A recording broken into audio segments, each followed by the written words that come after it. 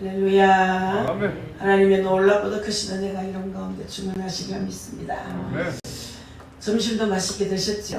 아멘.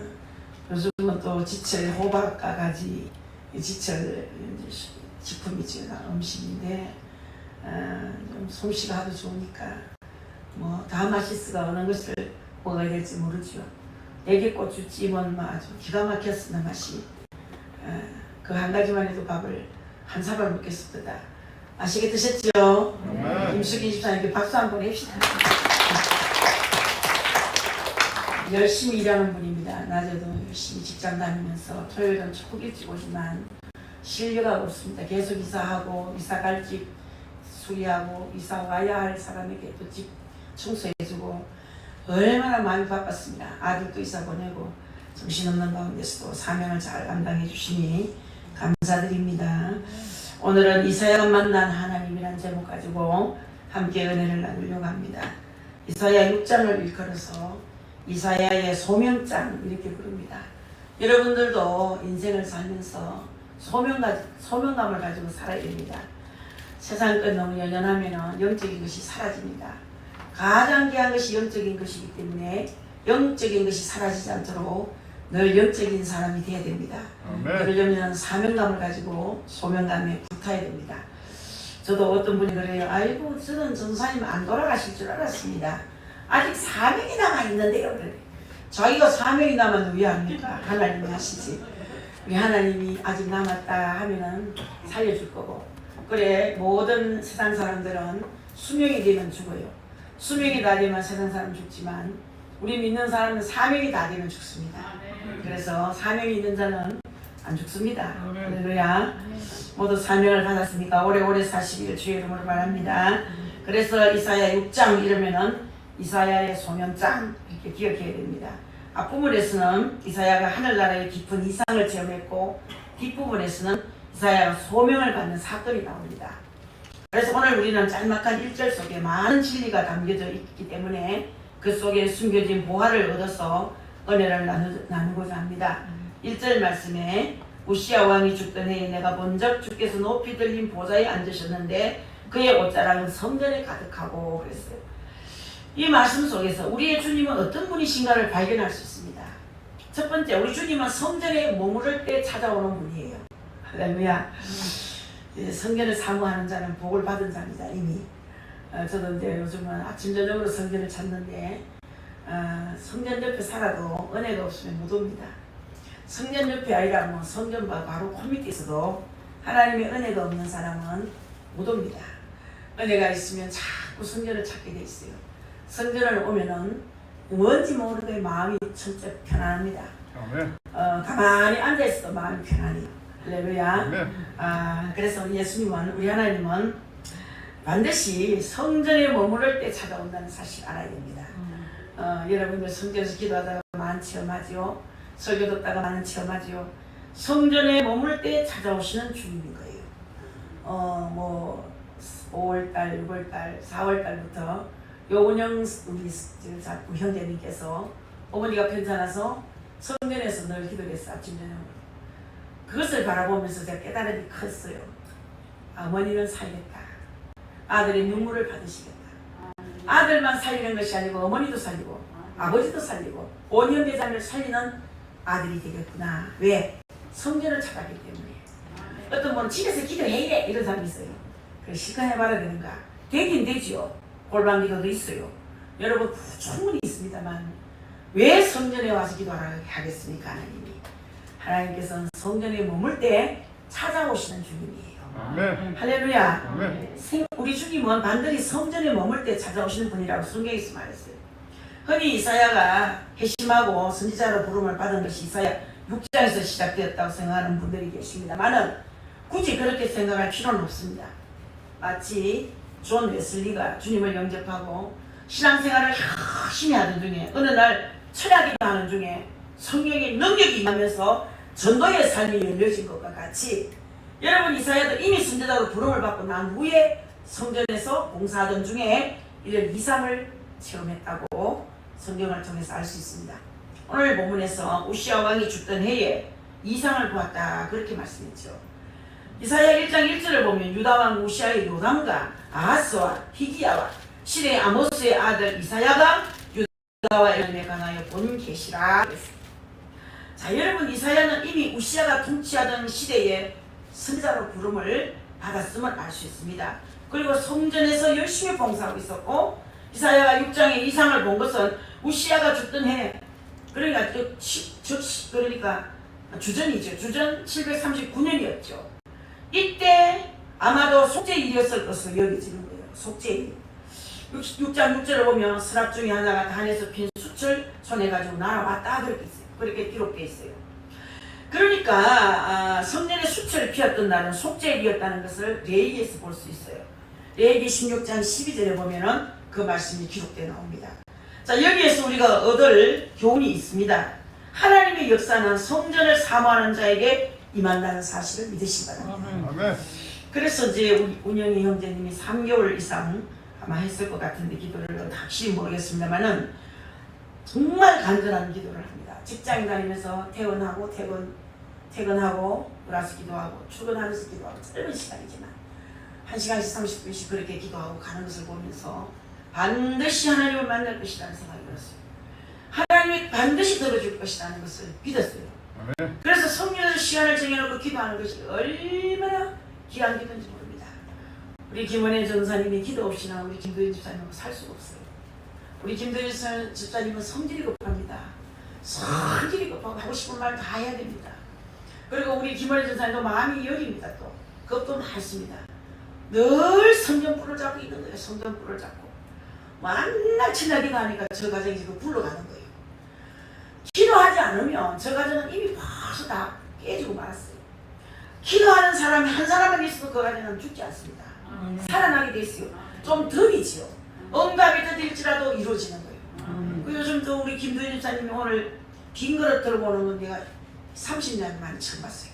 제가 너무 놀래가지고 말이 안 나서 아이고 됐다 됐어. 이 집구석 됐다 이제 살겠다. 이제는 하나님 앞에 쓰임 받겠구나. 그런 생각이 들어요. 이제 사람도 되겠구나 싶습니다. 할렐루야. 봉사가 있어야 돼요. 일꾼에게는 봉사가 없으면 안 돼요. 일꾼이 될 사람은 봉사가 반드시 있어야 돼요. 봉사가 빠지면 일꾼이 될 수가 없어요. 이 성경입니다. 정말로 하나님 한 사람이 한 가정을 일으키고 한 사람이 나라를 일으킬 수 있습니다. 여러분, 한 사람만 있어도 교회가 죽지 않습니다. 하나님께서는 기도하는 한 사람을 찾으시죠. 자, 여기서 우리가 그래서 하나님의 역사는 성전을 사모하는 자에게 임한다는 말씀입니다. 오순절 이후에 베드로가 만나면서 안전병이 된 사람을 일으켜 세우는 그런 역사가 나타난 것도 하루 3번씩 성전에 기도하러 가다가 그런 역사를 일으켰거든요. 자, 여러분, 지금까지 수없이 성전을 드나들면서 안전병이를 봤지만 별 변화가 없었으나 이 성전에 오르락내리락 하면서 기도하는 생활이 이어지면서 어느 날 갑자기 하나님의 역사가 나타난 거예요. 아멘. 할렐루야. 그렇습니다. 우리도 이제는 주님을 교회를 중심으로 신앙생활을 해야겠습니다. 이사야도 그랬고 베드로도 그랬듯이 성전을 중심으로 충실히 생활하다 보면 어느 날 갑자기 하나님의 역사가 임한다는 사실을 믿고 교회 생활에 더욱 박차를 가하시는 복된 여러분 될 수 있기를 주의 이름으로 바랍니다. 그 주님은 위기 속에서 찾아오시는 분이에요. 위기를 기회로 만들자. 할렐루야. 그런 말씀 많이 있죠. 우시아 왕이 죽던 해에 이상을 봤다는 것은 단순한 문제가 아닙니다. 우시아는 16세에 보위에 올랐어요. 그리고 50년 동안 나라를 다스리는 왕이에요. 굉장히 긴 세월을 왕도로 됐죠. 반세기 동안 나라를 다스리는 왕이 죽었으니까 나라가 술렁이니까 여러분, 그러다가 북왕국에서는 여로보암이 또 죽었어요. 여로보암 왕이 죽었어요. 북쪽 왕국에서는 여로보암 왕이 죽었고, 또 이쪽에는 우시아 왕이 죽어가지고 50년 동안 나라를 다스리는 우시아 왕이 죽어가지고 나라가 술렁이지 않을 수 없는 그런 상황이다가 난리가 좀 났어요. 그리고 또 북쪽에서는 아수르가 북이스라엘과 남유다를 위협하고 있을 때였어요. 세계가 뒤숭숭할 때죠. 유다가 우시아가 죽음으로써 위기의 국면을 맞게 되었습니다. 자, 바로 그때에 성전에 있는 이사야에게 놀라운 이상이 보여진 거예요. 제가 주암산에 기도할 때 저는 노태우를 잘 몰랐어요. 관심이 없었어요. 나라 대통령 뽑는 거 별로 관심 없었어. 문재인이 오고 나서부터 나라에 관심을 갖고 기도하기 시작했지. 뭐 노무현이가 할 때나 박정희가 할 때나 뭐 누가 하든 박근혜 대통령 할 때나 누가 하든 나라는 정치인들이 한다고 생각했지 별 관심이 없었어요. 노태우 대통령이 들었을 때 제가 조암산에 납작한 바위에서 기도를 했거든요. 바위를 이렇게 붙들고 나라를 위해서 기도를 한 것이 아니고 뭘 기도를 많이 했어요. 뭔 기도를 많이 했는지 모르겠는데 주님이 나를 찾아왔잖아. 그 부드러운 음성을 잊을 수가 없어요. 송아 그러면 찾아왔어요. 깜짝 놀랐죠. 그리고 한 번 더 부릅니다. 제가 너무 놀려고 반응이 없으니까 송아 부르는데 너 나라를 위해서 기도하지 않겠느냐 그러는 거예요. 지금 대구에 대불상을 세우는데 노태우가 그걸 위해서 너 기도할 수 없겠느냐. 불상을 세우는데 난 아무 관심이 없었어요. 불상을 세우는지도 몰랐어요. 노태우가 불계신데도 몰랐어요. 저 팔공산에 큰 대불상이 세워지는데 기도하는 자가 없다고 그러는 거예요. 막 그런데 나도 모르는 눈물이 쏟아지는데 막 펑펑펑펑 눈물이 그렇게 쏟아질 수는 없는데 아버지 어떻게 기도해야 됩니까? 아버지 몰랐습니다. 뭐 그때는 회개도 소용없어 막 눈물이 쏟아지고 막 목이 다 쉬고 어떻게 기도해야 됩니까? 저 대불상이 세워지는데도 이 대구 땅은 기도하는 자가 없고 불상이 있으면 감각도 없고 불교 신자 불교 대통령 노태우가 세워지는데 안타까워하는 자도 없고 막 하나님이 막 탄식을 하는데 아이 나 같은 사람께 찾아와 나라를 위해서 기도하라니까 얼마나 감격스러운지 그때부터 제가 이제 나라에 대한 관심을 조금씩 갖기 시작했죠. 가질 때는 나라가 망해지는 걸 느낄 때는 이번에 문 대통령 문재앙이라고 그러더라고요. 정말 그분은 재앙이었습니다. 완전한 재앙이었습니다. 그래서 제가 관심을 가지고 나라를 위해서 애타게 기도했습니다. 이제 이번에 코로나로 내가 정신을 다 잃었을 때 주님이 그걸 기억해 주시더라고요. 월요일마다 구국기도회 한 것을 주님이 기억해 주시고 이 재단은 또 구국재단이라고 조암산은 구국재단이라고 말씀해 주시고 제가 감사한지 나의 공로가 아무것도 없는데 주의 공로밖에 없는데 나를 또 알아주니 너무 감사해서 아무것도 한 것이 없는데 그 구국기도회 그게 뭐라고 하나님이 기억해 주시나 싶었어. 눈물이 또 흐르시다. 하나님 앞에 한 것은 공짜가 없습니다. 여러분의 기도가 절대 부도가 안 납니다. 할렐루야. 해놓으면 언젠가는 싹이 나고 잎이 나고 열매가 맺어요. 더딜수록 큰 거 줍니다. 그거 알아야 돼요. 공사가 크기 때문에 오래 걸려요. 공사가 크기 때문에. 저도 5년을 하나님 공사하는데 어떤 분은 10년, 15년, 20년 공사하는 사람도 있대. 어떤 분은 신학교를 11번 떨어졌는데 11번째까지 12번 들어갔지요. 이런 걸 보면 하나님 앞에는 공짜가 없습니다. 여러분 목마른 자에게 물 한 그릇 대접하는 거 그것도 하나님 다 기억하는 거예요. 그래서 하나님 앞에 아끼지 마세요. 여러분 수고를 아끼지 마세요. 하나님 앞에 하는 거 아까워하지 마세요. 사람한테도 하면 그렇게 기쁜데 하나님 앞에 할 때 얼마나 기쁠까. 기도는 공짜 없습니다. 할렐루야. 여러분의 희생과 봉사도 공짜 없습니다. 그래서 저는 나라를 위해서 사랑하며 나라를 사랑하며 기도하게 됐는데 나라 민족과 이 이정자들을 위해서 기도하는 값이 대단해요. 굉장해요. 여러분 자손잘 때요. 할렐루야. 아멘. 애국자의 자식은 잘 되게 돼 있어요. 왜 하나님이 복을 줍니다. 그걸 믿어야 돼요. 아멘. 믿습니까 여러분? 아멘.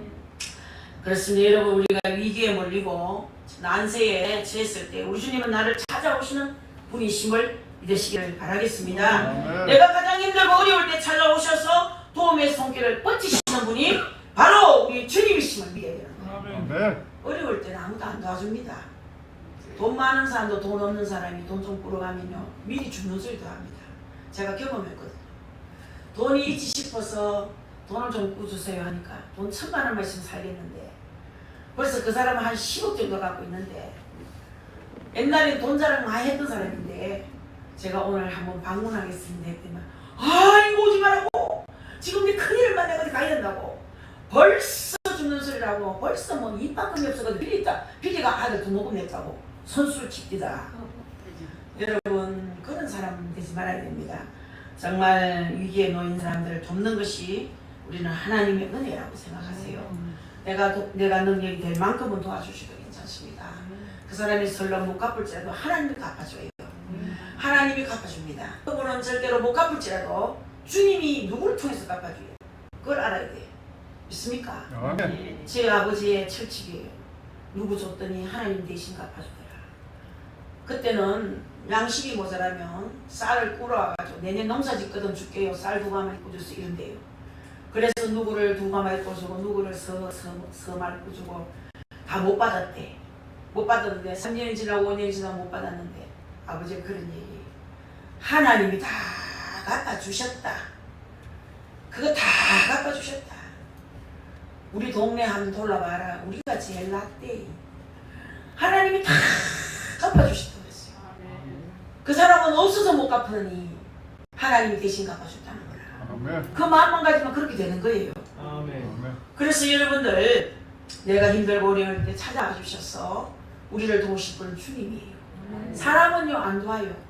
사람은 오히려 죽은 사람 밟아버려요. 좀 엎어진 사람 밟아요. 목 졸라요. 왜? 없는 사람도 목 졸라요. 없는 사람에게 큰 이자를 받습니다. 없는 사람은 죽도록 이래가 이자 주기 받는 거예요. 없는 사람은 그 돈을 쓸 수밖에 또 없는 거예요. 없으니까.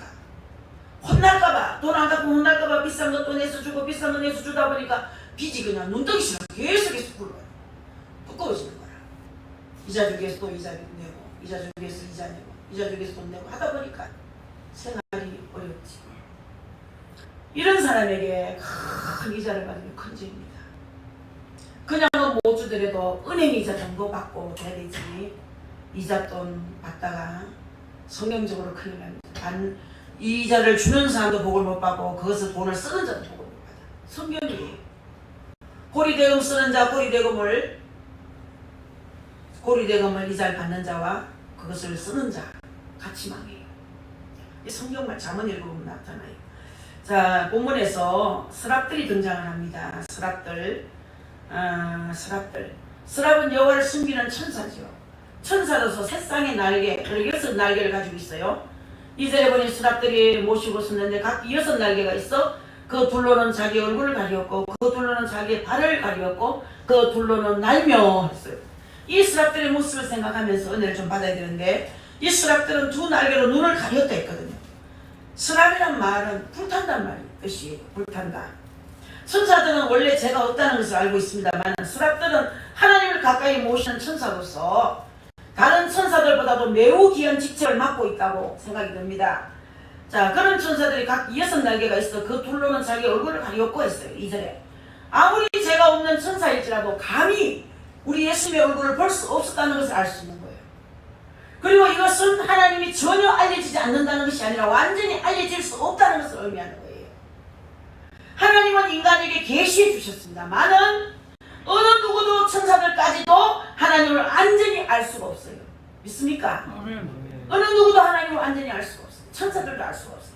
그리고 천사들조차도 주님의 영광을 볼 수 없을 정도로 우리 하나님은 위엄과 영광이 있었다는 것을 알 수 있습니다. 제가 다락방에서 계속 작정기도 할 때 10년을 작정기도해요. 다락방에서 주님을 만났어요. 주님 찾아오는 주님의 그 엄미한 모습은 말로 다 할 수가 없어요. 아무 말씀이 없으셨는데 그 위엄은 말로 다 할 수가 없었어요. 저 이사야서를 읽으면 그때 그걸 떠올려요. 그 예수님의 모습은 가만히 계시는데도 너무나 인자가 크고 너무 엄미하시고 너무 사랑 덩어리시고 할아버지가 그렇게도 좋으면서도 할아버지가 좀 위험했거든. 좀 두려웠었거든요. 제가 어릴 때 너무너무 좋은 할아버지지만 우리 할아버지가 뭔가 모르게 좀 두려움이 있었어요. 예수님이 그냥 나타나셨는데 위험 그 자체였어요.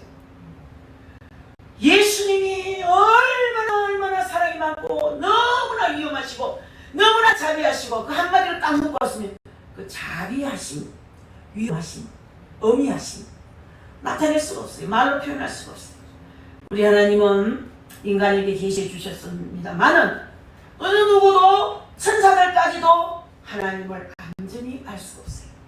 그리고 천사들조차도 주님의 얼굴을 볼 수 없을 정도로 하나님은 위엄과 영광이 가득하다.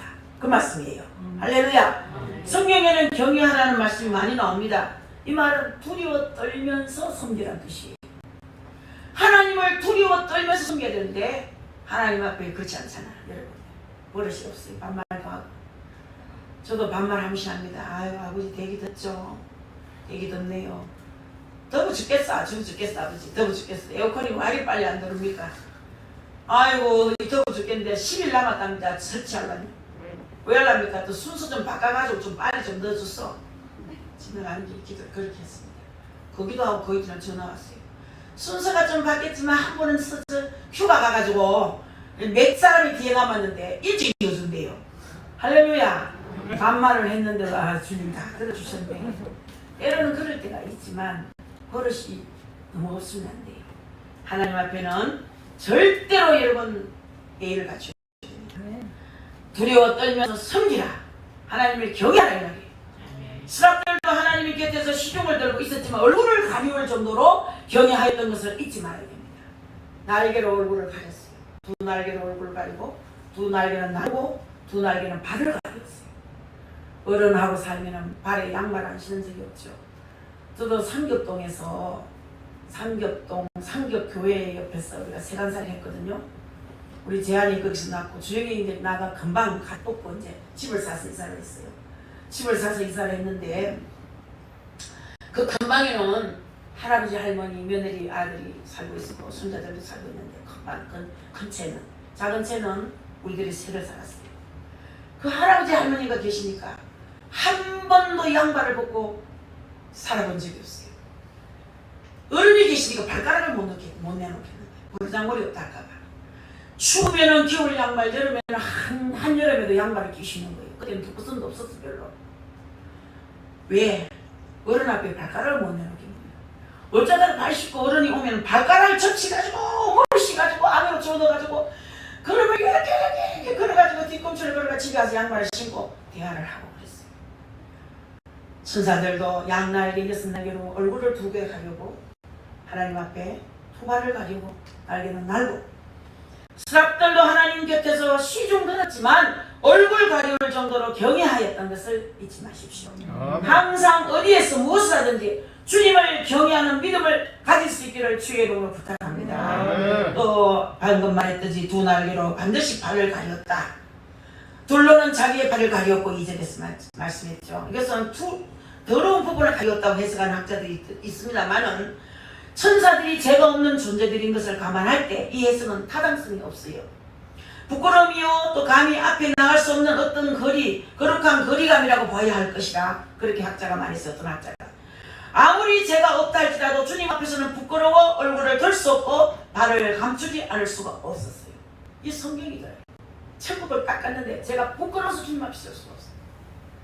주님이 눈망울이 이렇게 크고 건강한 눈이 붉게 같은 눈이 눈썹이 이렇게 생기고 굵은 눈인데 눈물방울이 왕사탕방울 많은 게 흘러요. 그 앞에 딱 섰는데 한송하고 부끄럽고 죄송해서 고개 들 수가 없었어요. 주님이 들라 할 때까지 고개를 들지 못했어요. 얼마나 부끄럽고 죄송하고 항송한데 내 모습이 너무나 부끄러운 거예요. 거짓말하고 시기하고 질투하고 수건거리고 민낯이 드러나듯이 다 주님 앞에 드러나니까 민망스러워서 고개를 들 수 없는 거예요. 종아 이제 고개를 들으라 하니까 고개를 지대로 뻗어들이더라고요. 고개를 들 수가 없어요. 불꽃 같은 눈동자 앞에 눈을 마주칠 수가 없어요. 너무나 부끄러웠어요. 감히 앞에 나갈 수 없는 그런 존재라는 것을 깨달았어요. 그래서 나의 공로는 없어요. 다 주의 공로예요. 주의 공로로 우리가 천국 가는 거예요. 아멘. 나의 공로는 없어요. 다 하나님의 공로로 가는 거예요. 아멘. 여러분 선행한 거 열심히 살아온 거 그거 가지고 올라갑니다. 게으른 죄가 얼마나 크다는 걸 하나님이 알려줬어요. 영적 게으름교 예배가 드릴 수가 있는데 안 드리고 예배할 수 있는데도 안 하고 기도할 수 있는데 안 하고 전도할 수 있는데 안 하고 헌금 될 수 있는 능력들도 안 하고 다 하나님 앞에 그게 게으름이더라고요. 영적 게으름이 얼마나 큰 죄이며 육적으로 먹고 노는 죄가 얼마나 큰지 알아야 돼요.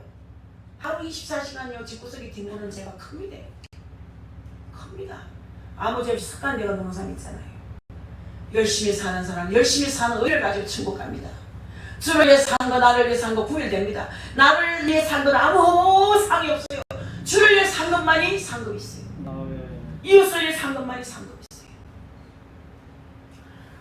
두 날개로 다녔다 또 이렇게 말씀했는데, 자 여러분 이토록 거룩하시고 위엄 있으신 분이 하나님이시건을 예수님께서는 우리를 친구라고 불러주셨고 우리를 하여금 아버지라고 부를 수 있도록 은총을 주셨습니다.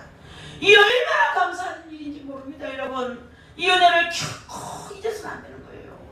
아버지 아빠 부를 수 있으니 이 은혜가 어디입니까? 저는 어떨 때마다 내가 기도할 대상이 있다는 것이 얼마나 감사한지. 내가 하나님을 몰랐다면 누구에게 가서 이런 얘기를 하면 어디 가서 기도를 하려고. 힘들 때 어려울 때 기도할 수 있으니 감사하고, 여러분도 힘들 때 어려울 때 저한테 와서 기도 받을 수 있으니 여러분 두 분 감사해요. 빼기 감사. 얼마나 감사한지.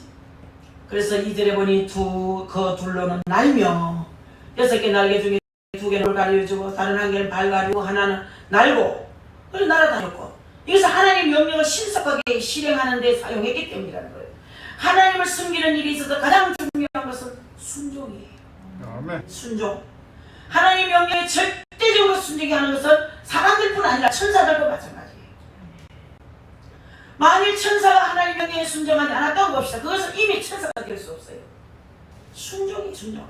이와 같이 우리 성도에게 순종하는 믿음이 있다면 얼마나 감사하겠습니까? 많은. 그러나 반대로 순종하는 믿음이 없다면 온전한 자녀라고 말할 수 없다는 거예요. 순종이. 순종 못하면 복종이라도 해야 돼요. 여러분 순종이 제사보다 낫다 하신 말씀 기억하시고 순종하는 우리 성도 됩시다. 그리고 거룩하신 주님을 찬양했댔어요. 천사들은 거룩하신 주님께 찬양을 돌리지 않을 수가 없었죠. 자꾸 천국 가는 이야기가 자꾸 잊어버릴까 보다 해야 되겠더라고. 천국에 도착했을 때 예수님 울고 계셨고 왜 우십니까 했을 때 우리 때문에 우시는데 자꾸 한국교회 때문에 우신다고. 한국교회 목사들 때문에 운다. 한국교회 성도들 때문에 운다. 너무 부패되고 큰 교회는 더군다나 큰 교회들은 예수님이 없다 그러더라고. 내가 없는 교회가 너무 많다. 슬퍼서 울고 계시고 십자가를 또 치고 계시는데 무거운 십자가를 지고 계시는 아직도 십자가를 못 벗고 계시는 거예요. 늘 주님이 울고 계시고 그런데 도착해서 내 죄를 씻고 고개 들라 내 죄를 씻고 내 죄가 다 씻긴 것을 확인하고 천국으로 가는데 그 음악소리가 얼마나 아름다운지 그 음악소리가 얼마나 아름다운지 들리죠? 사람 안 보이는 데서 그렇게 음악소리가 들리는지 고열 찬송이 고열 찬송 찬송합시다 내 죄를 씻으신 주 이름 찬송합시다. 이 찬송이 올려오는 그 보혈의 찬송의 곡이 그렇게 아름다운지 몰랐어요. 요즘 와서 제가 옛날 불렀던 찬송을 많이 불러요. 그 찬송들이 다 좋더라고요. 오늘 불렀던 주 안에 있는 나에게 딴근심 있으라 이런 찬송 옛날에 어른들이 많이 불렀던 찬송 이 몸의 소망 무언가 다시 제가 요즘 그런 찬송을 오랫동안 안 불렀어요. 묵은 찬송이라고 세련되지 않았다고 새로운 찬송을 많이 불렀어요. 배워가지고.